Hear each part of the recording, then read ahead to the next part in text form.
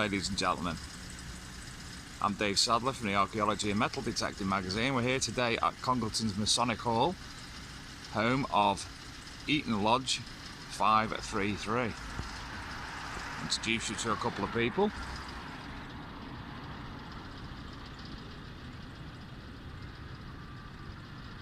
This is one of the bears of Congleton.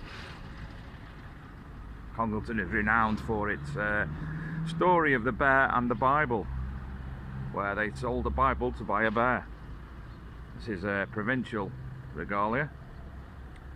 So it's an open day today, so we're going to have a look round, and excitingly I've been permissioned to film the Eaton Lodge Museum, which is, as I remember, fascinating, with some fantastic regalia, a small library, and it's probably changed a few in the time I've been here for the last few years.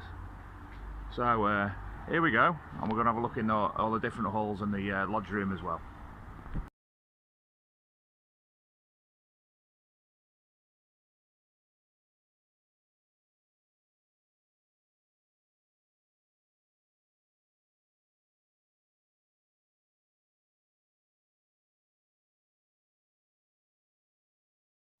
So next visit, I'm going into the bar. Now, normally people wouldn't, but see these cups?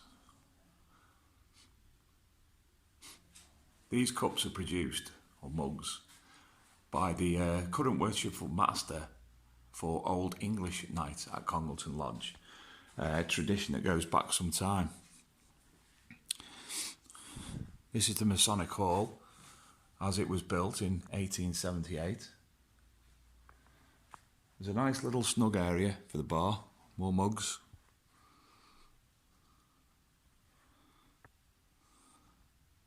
Some information about the former worshipful masters. Another nice locally printed image.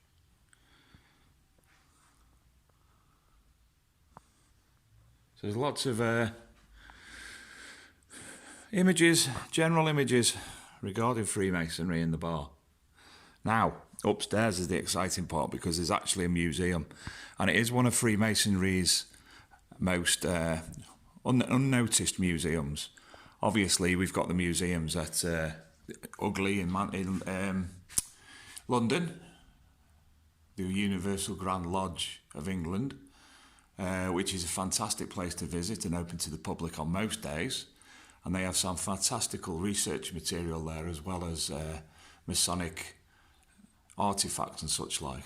So next we're going to have a look in the walk through the Great Hall, and I have been given permission by Andy Barrett, who's one of the who's the secretary at the Masonic Hall. And this is the main room at the Masonic Hall, which set out is for meetings and meals and such like. So off we'll pop upstairs. Right, so at the bottom of the stairs leading to the lodge itself, lots of local imagery. That's Eaton Church. Some Masonic symbolry.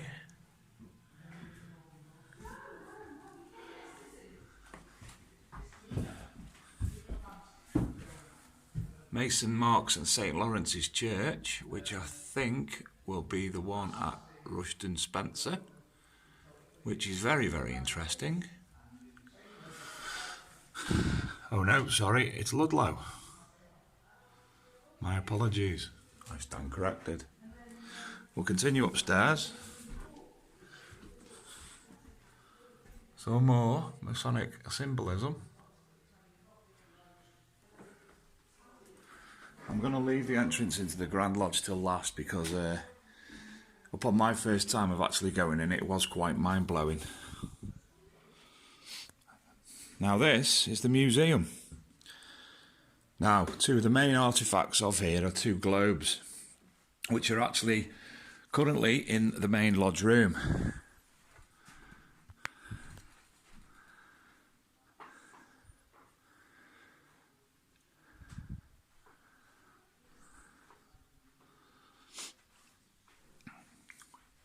Here we have a Master Mason's apron from the Edwardian era, circa 1907.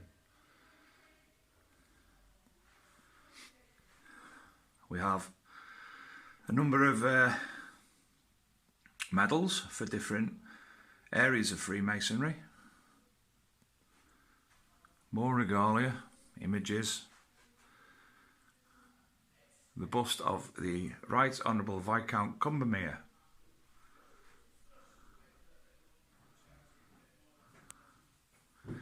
Now, Freemasonry, for people who don't know, are one of the largest UK charitable organisations. They make a massive amount of charity donations to different organisations and disasters around the world, and this is one of the things people don't realise about Freemasonry. It is a fantastic brotherhood, and people think it's a lot of shenanigans and secrecy, but there actually is no secrecy. Modern day information regarding Freemasonry you can find easily on Google. And generally it's right, and also you've got a lot of people nowadays who are coming out from lodges themselves to actually discuss Freemasonry and tell a bit more about it. Now this, if I remember, is a very old, 100-year plus regalia for a certain level of Freemasonry. Though it's been a while since I've actually been to lodge. I actually left the lodge about 5 or 6 years ago due to personal matters and being unable to attend, and felt it was easier for me to give my position up to somebody else. Although I am a Freemason, I will remain a Freemason for the rest of my life. Once you're a Freemason, you're always a Freemason. So these are some of the original meeting places of Eaton Lodge 533 since 1846, when it was registered and incarnated. The Golden Lion pub, which formerly stood in High Street in Congleton. The Bull's Head in Congleton, still going today. The Lion and Swan in Congleton. And then, of course, the Masonic Hall was built. These are all original documents from Grand Lodge. For instance, this is a summons from the Grand Lodge in 1866. There's more of the Old English Knight mugs. And around the room, lots of portraits of former worshipful masters of Eaton Lodge.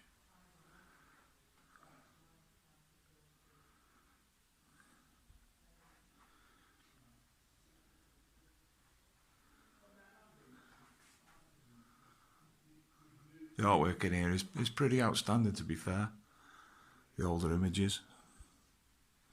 Also brings back a lot of memories to myself. As I say, I've not been for quite some years. Now, more symbolism. And obviously, one of the first ones that people notice will be the swastika. Now, go away and look for yourself and find out where the swastika came from and what it meant. It's not all to do with Nazi Germany or anything like that. It goes a lot further back. It's a lot more interesting. In fact, it was around in Egyptian times. So that is the R.M. Young Masonic Museum. Here we enter the lodge, and the first thing I'm going to have to do is knock the door. And in we go.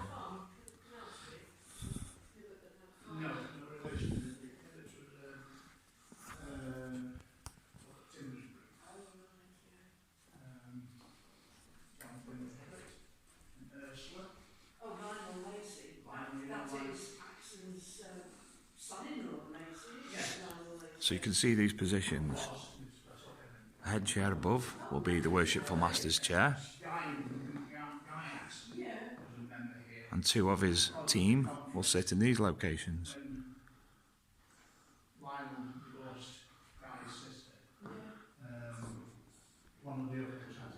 The carpet here is fantastic as well. These are the globes. Now these globes have been trying to be taken by other people because of their age and the authenticity and the beauty of them for many years. other museums have tried to get hold of them.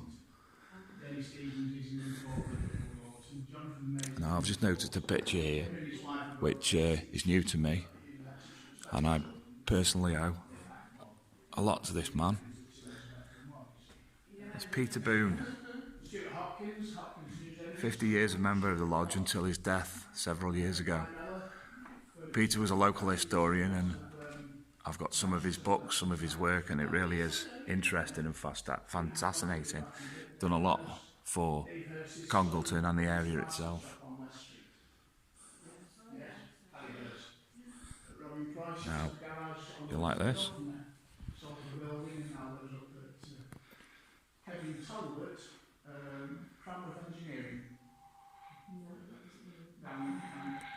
Some tools of the trade.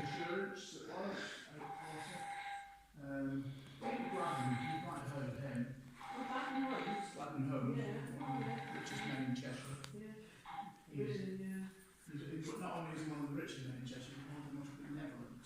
And I know that personally because I'm the charity steward of the lodge, so I know exactly what people give. It is just a reflection of... Some more images of the lodge itself. Going back to the top of the line, Reggie Worthington, I was serving police under the top officer. A fantastic image of the Crusades. He was a chief superintendent and his son was... Some more symbolism.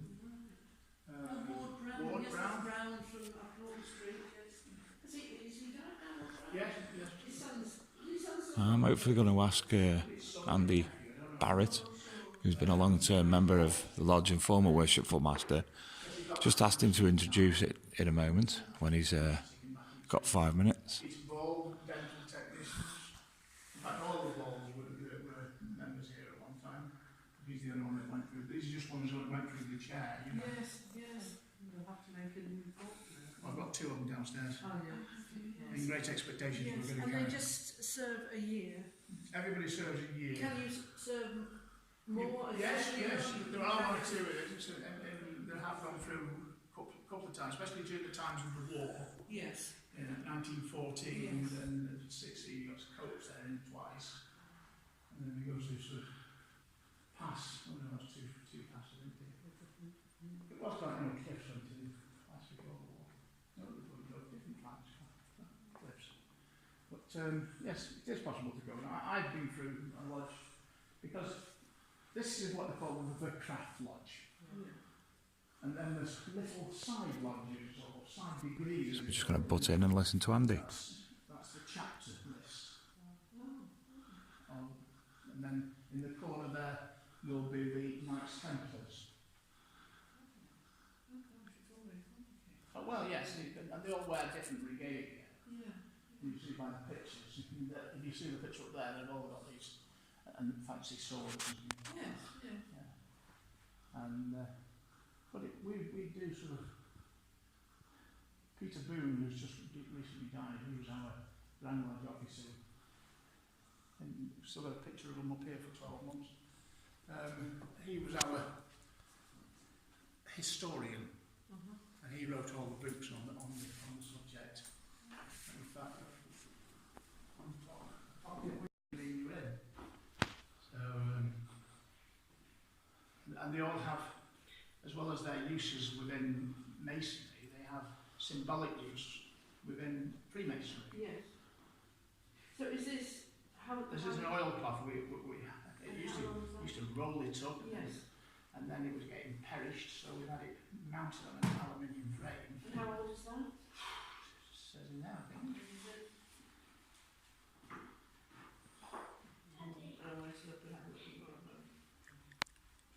I'm not the historian, but there's a picture of the 2 globes here, the terrestrial and celestial globes. And the other picture of the flower pot, must be something mentioned in there. But it's old, we've had it restored, and the trouble is, when we first had it restored, a visitor came in one day and walked across. Oh.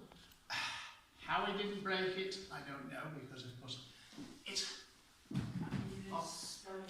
Yes, so we decided to have a little fence put round it. So how many are in the lodge? 60 odd. Really? You know, we have as many as 70 odd. 1869. I think it's a good age. Apart from me, 3 years. So how old is your youngest member now?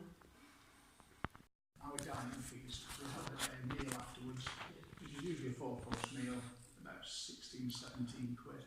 Yeah. So 9 times you're out for a meal 9 times a year, which is not that bad. No, so perhaps it was... It was optional. You didn't have once you'd been to the lodge room, you didn't have to stay for it. You didn't have to stay for it. No. You could go home. It was perhaps... I mean, my father died in 91. Depending on some lodge halls are not as well run as us. No, this is a New Zealand lodge, so I imagine it was a fairly wealthy lodge. Yeah.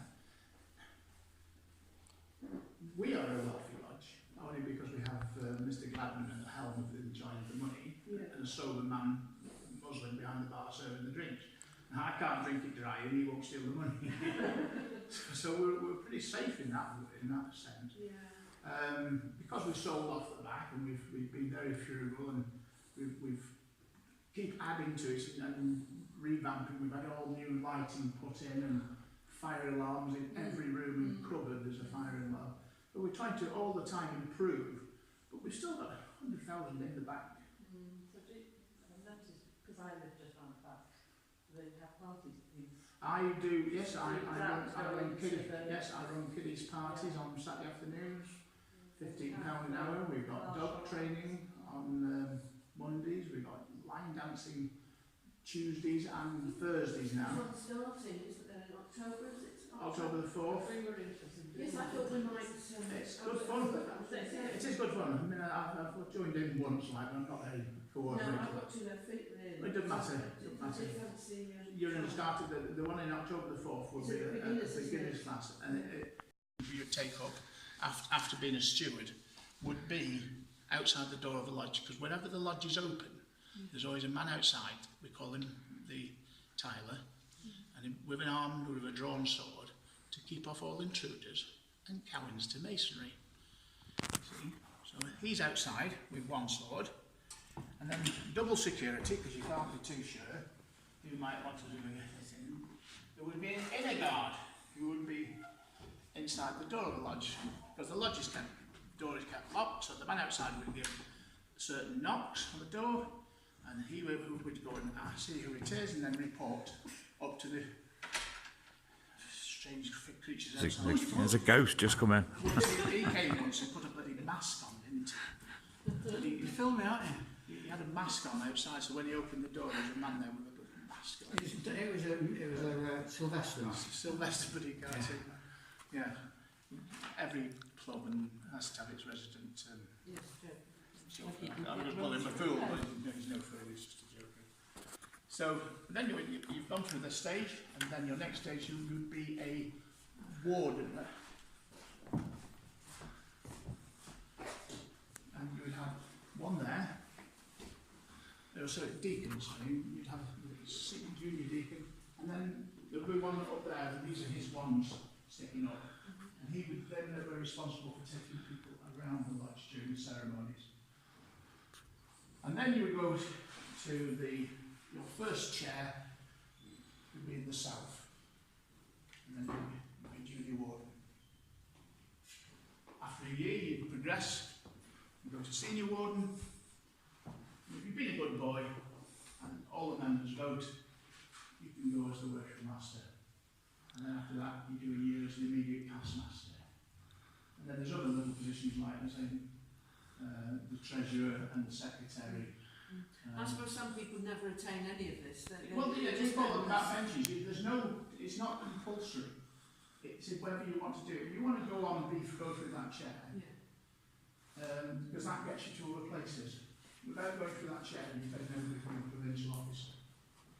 I think we do make some exceptions now and again, but you just be a wonderful in Parliament, a backbencher. Most people want to go through the chair. Some people might sit on the backbench for 20 years and say, all right then, and then start. It takes 7 years to get around it, but to get to that chair. Yeah. Nothing is compulsory. Everybody is asked to give to the charity. We have charity collections upstairs and downstairs at the meal. We run raffles for ourselves to raise money. So I'm what they call the charity steward for this lodge. So I'm in charge of collecting all the charity money, banking it, and organising which charity I'm going to pay it to. So Do you have those limits or? there's about 9,000 altogether within Cheshire. No, in Cheshire. But Cheshire province is the old province of Cheshire, which will take in Hyde and Duckensfield and Marple and Sale and Altrincham and Stockport. So that's we always work on the old system. We never got used to this new system. No. In fact, our calendars are on an old system as well. You see. And we're a moon lodge. What? And a moon lodge. Oh, we were a moon lodge. I told the donor meeting by the full moon. So. If somebody wanted to join the lodge, do they have to be seconded in sort of thing? Well, usually you wait to be asked, but it's always a good night just to sort of proffer yourself forward and say, I'd like to become a Mason. And it's men only? There are ladies' lodges for ladies, but it is a men only. Ours. Do you have ladies' nights? I remember going We to have ladies' nights. The Worshipful Master organises a ladies' night every year. Best Bit in Tucker with. I have seen them coming in with Yeah. or DJs. Yeah. We've not had many here. We've only had one here in the last week. We usually go to Black Shamor or we go to Alsager. Because the parking's not brilliant around here, is it? It's not even much of a bike. You always find plenty of way to park. It's just that the hall's not really big enough to sort of wind down. But like 100 people, so you end up with the Cranage Hall or everybody. I have the town hall. I thought it would get it cheaper being there. No. So that's that plan, and then So, everybody, just going here. this is Eaton Lodge 533 in Congleton, Cheshire. And that was a brief overview and a visit at the open day of the lodge itself. The gentleman who was speaking, his name was Andy Barrett. He's the former mayor of Congleton, a former police officer, and he was Worshipful Master from 2005 to 2006. So I hope that gives you a bit of information about Freemasonry. And hopefully one day I'll be coming back into the fold when my life settles down and I have the time again. Because it really is a fun time, and there is the places I'd like to go. You may have heard Andy talking. You can go into 2 additional branches, one being chapter and one being mark. And via mark, you can go into all of the different subsections of Freemasonry. The St. John's, for instance, not the St. John's ambulance that you'll think of, but the St. John's as in the St. John, and obviously the Knights Templar. Which is something esoterically and historically I personally would love to be involved with one day. So there you go. I'm Dave Sadler from Archaeology and Metal Detecting magazine with a visit to a Freemasons lodge.